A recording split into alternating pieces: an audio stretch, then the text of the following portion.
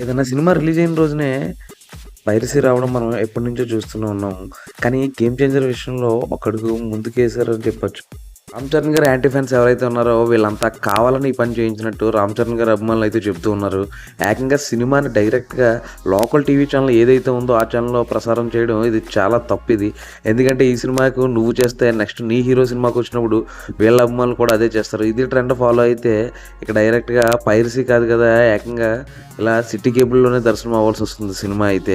ఇది చాలా తప్పని చెప్పేసి సోషల్ మీడియా వేదికగా చాలామందైతే ఖండించడం జరిగింది. వెంటనే రెస్పాండ్ అయిన అక్కడ లోకల్ పోలీసులైతే ఈ ఆఫీస్‌కి వెళ్ళడం, టీవీ ఛానెల్‌ని సీజ్ చేయడం కూడా జరిగింది. అలాగే ఈ దుశ్చర్యకు పాల్పడిన వారిని కూడా అరెస్ట్ చేసి మొత్తానికైతే వాళ్ళ టీవీ ఆఫీస్‌ని కూడా సీజ్ చేసి మొత్తం పరికరాలని కూడా స్వాధీనం చేసుకోవడం జరిగింది. ఇటువంటి దుశ్చర్యలకు ఎవరు భవిష్యత్తులో అయితే పాల్గొనకండి. ఎందుకంటే దీని వెనక ఒక పెద్ద హీరో మరియు వాళ్ళ అభిమానులు ఉన్నట్లు రామ్ చరణ్ గారు అభిమానులైతే తెలుపుతూ ఉన్నారు. ఒక్కొక్కరిగా బయటకు లాగుతూ మొత్తం అందరినీ పట్టుకుంటామని చెప్పేసి వాళ్ళైతే అంటున్నారు. ఎవరిని వదిలే ప్రసక్తి లేదని చెప్తున్నారు. ఇప్పుడు కాకపోతే ఇంకెప్పుడు ఇలా జరుగుతూనే పోతూ ఉంటుందని చెప్పేసి వాళ్ళు కూడా చాలా గట్టిగానే సీరియస్‌గా తీసుకున్నారు. సో, యాంటీ అభిమానులు ఎవరైనా సరే ఒకింతకు ఆలోచించుకొని ఇటువంటి దుశ్చర్యలకు పాల్పడే ముందు ఆలోచించుకుంటే మంచిది.